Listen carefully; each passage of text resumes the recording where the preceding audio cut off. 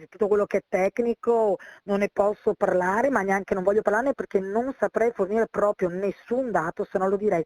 Non si può assolutamente capire perché appunto erano tutti coperti insomma, e non è che hanno chiacchierato con noi, cioè chiaramente l'unica cosa che mi dicevano a me personalmente è muoviti, ecco, veloce, veloce. Sapevano cosa fare, come muoversi e che cosa avrebbero trovato.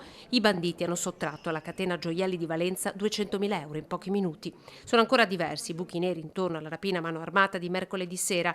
L'allarme antincendio, ad esempio, collegato alle forze dell'ordine che non è scattato o potrebbe non essere stato inserito. Poi il calo di tensione nel supermercato, non distante dall'esercizio.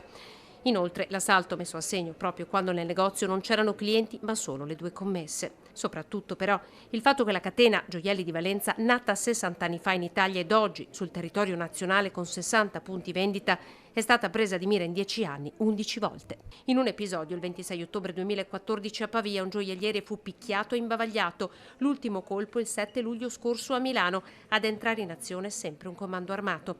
Una catena nata per bypassare la filiera della grande distribuzione e portare in negozio gioielli realizzati direttamente in laboratori artigianali, senza intermediari. Da qui i prezzi competitivi. Prodotti che con il marchio Gioielli di Valenza risultano ben visibili anche nelle loro vetrine online con i relativi prezzi e dunque molto esposti. Insomma, i banditi sapevano che cosa avrebbero trovato in quel punto vendita.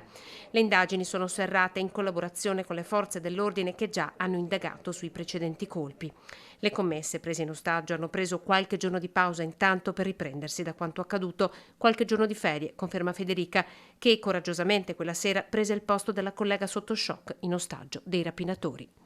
Sono qui da mia mamma, tranquilla. Ieri sono rimasta tutto il giorno a casa sola, però ho detto, "Toh, mi viene l'ansia, quindi oggi sono venuta dalla mamma."